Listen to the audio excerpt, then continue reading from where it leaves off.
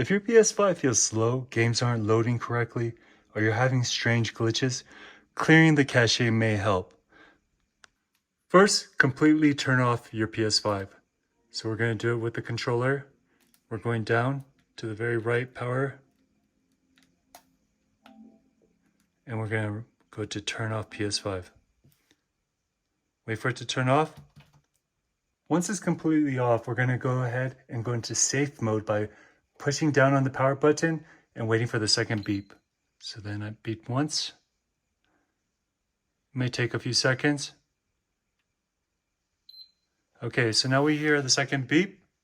So now we're now in safe mode, and we're going to want to make sure that our controller is plugged in. Then we're going to go ahead and push the PS button, and it will take us to the safe mode menu. From here, we're going to go to number 6, go down, hit that. We're going to go ahead and click on Clear System Software Cache. Now, once you clear it, you're going to put OK, but it's going to restart the PS5. Clearing the cache won't delete your games or save data. It simply removes temporary system files that may be causing problems.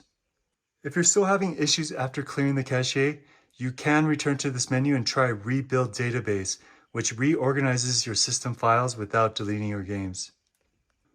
And the PS5 will turn back on. Hopefully when you play your games, everything will be nice and smooth. If this video has helped, please consider liking, commenting, or subscribing, and I'll see you next time. Bye-bye.